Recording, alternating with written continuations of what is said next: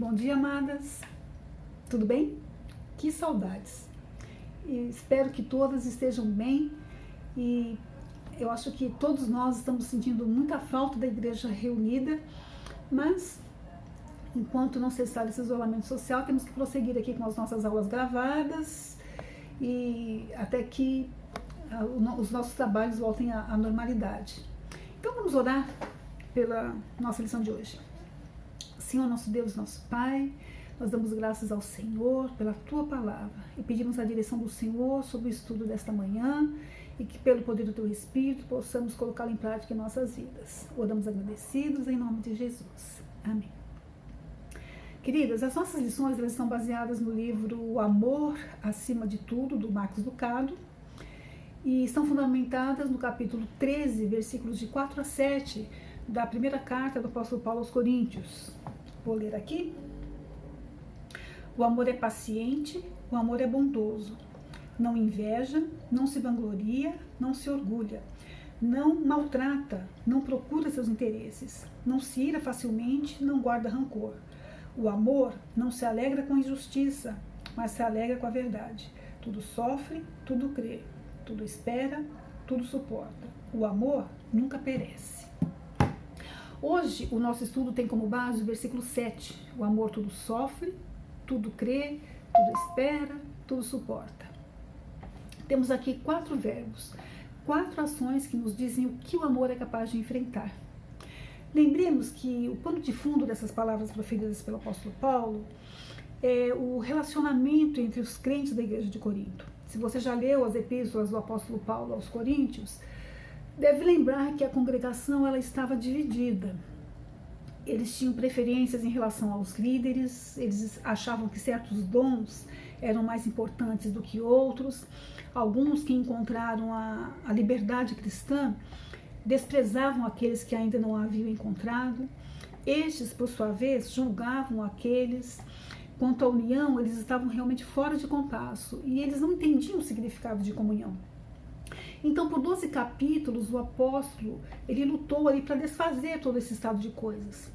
E quando chega aqui no capítulo 13, ele foi enfático, em outras palavras, ele disse: vocês precisam praticar o verdadeiro amor. E é nesse contexto, enfim, que se destaca aí o nosso versículo de hoje. E quando você olha para o versículo, você percebe a repetição da palavra tudo. O apóstolo ele usa aqui essa expressão para mostrar-nos onde o amor é capaz de chegar e a forma radical como o amor se expressa. Mas precisamos antes fazer uma ressalva. Ao lermos esse texto de forma isolada, dá-nos uma impressão de passividade, não é mesmo? O amor tudo sofre, tudo crê, tudo espera, tudo suporta. Como se o amor sofresse tudo de forma passiva e não fizesse nada. Mas essa expressão, ela está balizada com outros ensinamentos do apóstolo Paulo, inclusive nos capítulos antecedentes. Então, essa expressão não significa passividade diante do mal. Inclusive, se você está sofrendo uma situação de violência ou de abuso, você precisa denunciar, porque o amor, ele não se alegra com a injustiça. Nós vimos isso na semana passada. O amor, ele denuncia o mal ao seu redor. O amor, ele não faz vistas grossas para o mal ou para a injustiça. Então, para poder facilitar o nosso entendimento, nós vamos inverter a ordem da frase aqui.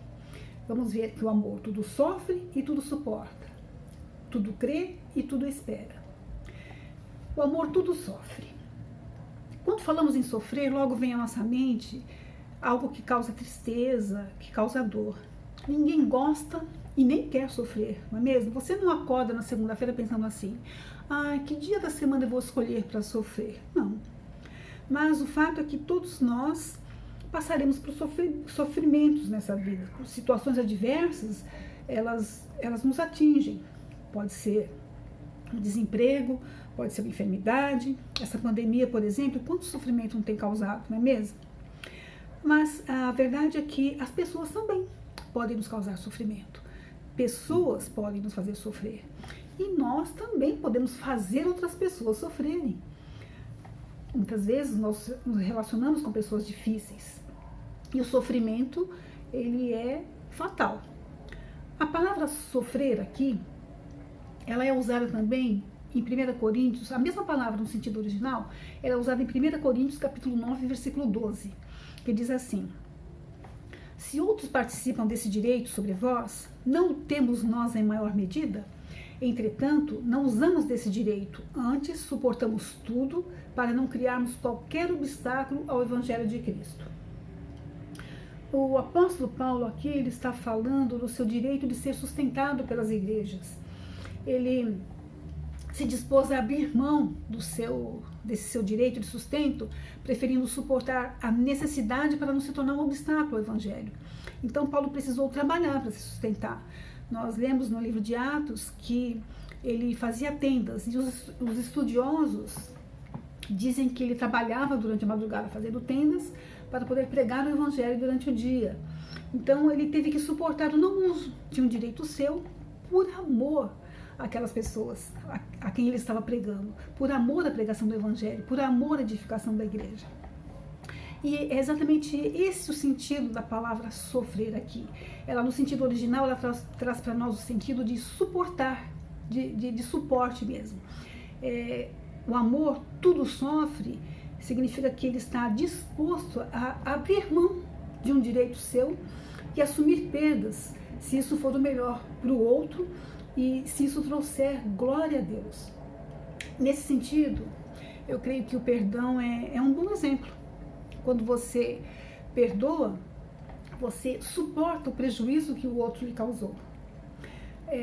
Um exemplo bom também, na própria, ali mesmo, que nós podemos tirar da primeira carta aos Coríntios, é que havia ali demandas entre os irmãos. No capítulo 6, o apóstolo Paulo ele faz inclusive uma severa exortação para chamá-los à consciência. A carta não dá detalhes, mas nós percebemos ali que alguns possuíam negócios entre si e isso resultava em conflitos de interesses.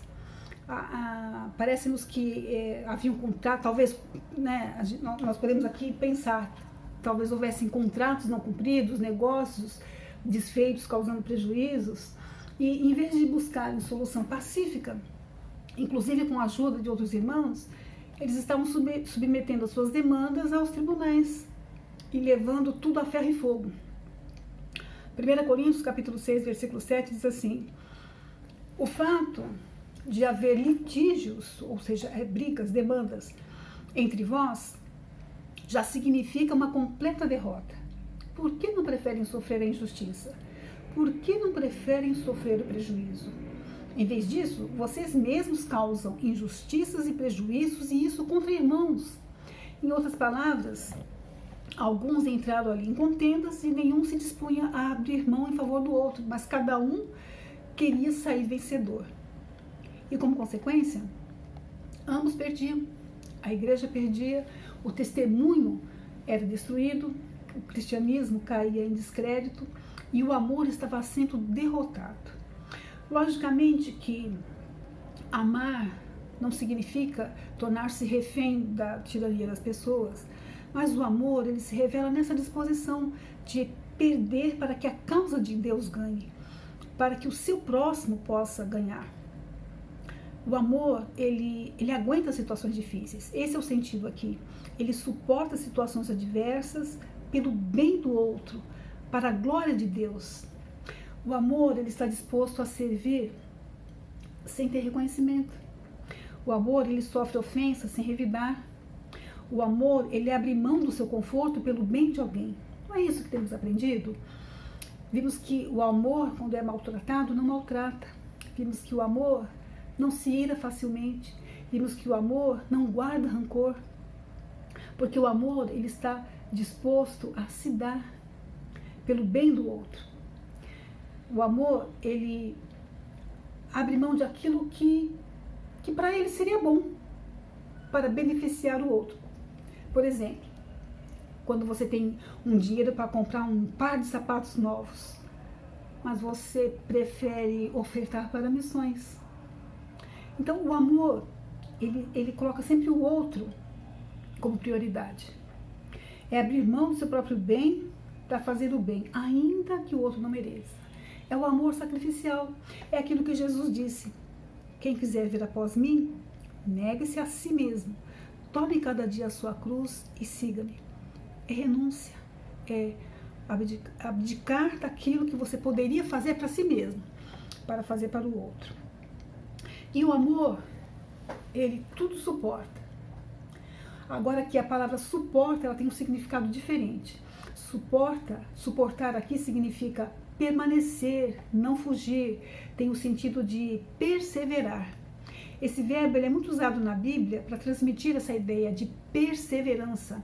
Um bom exemplo de como essa palavra ilustra o amor é usada pelo apóstolo Paulo lá em 2 Timóteo, capítulo 2, versículo 10. Ele diz assim: por isso, tudo suporto por causa dos eleitos, para que também eles alcancem a salvação que está em Cristo Jesus com glória eterna.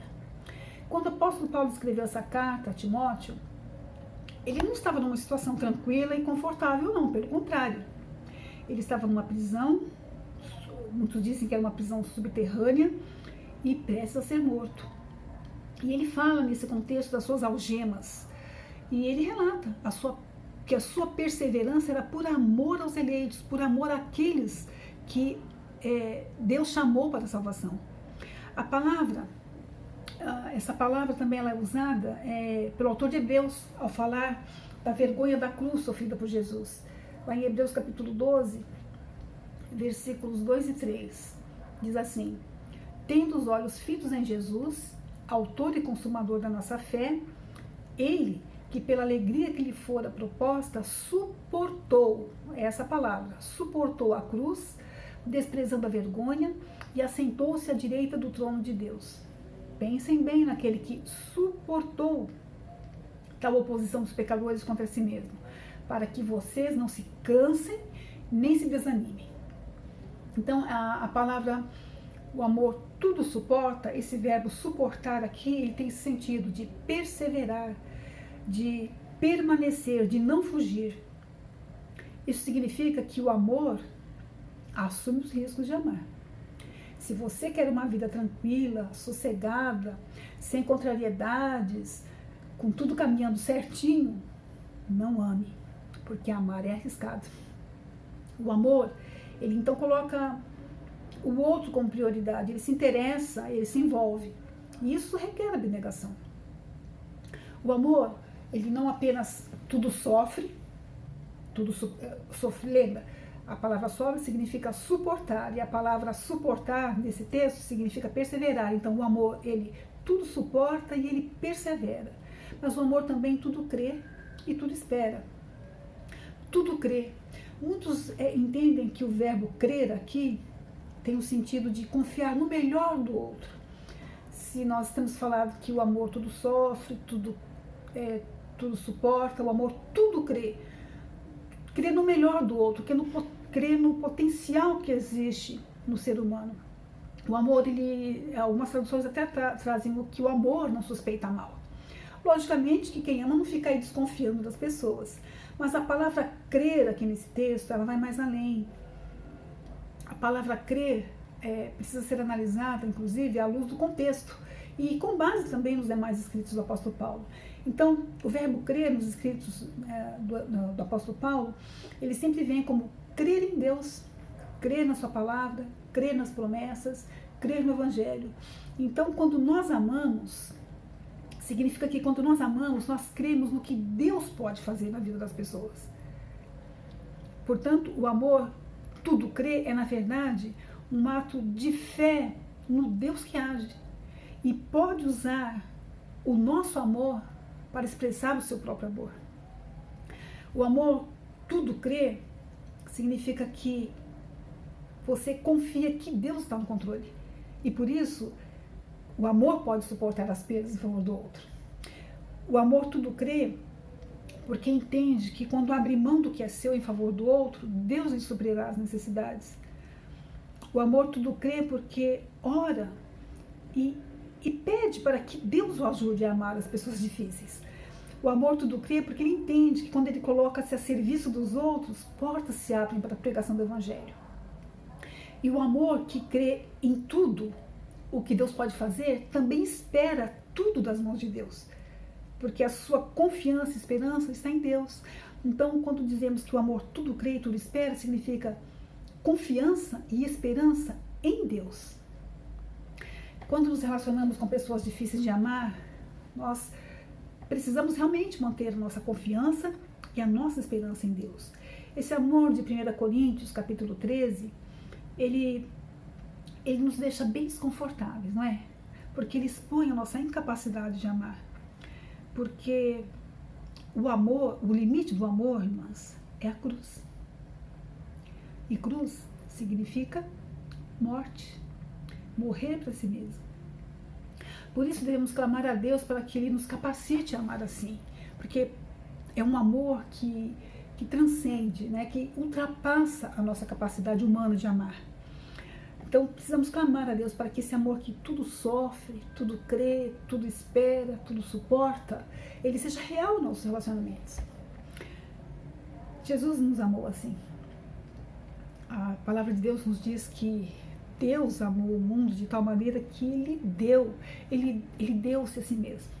Ele se fez homem e morreu em nosso lugar, recebeu sobre si mesmo a nossa condenação naquela cruz.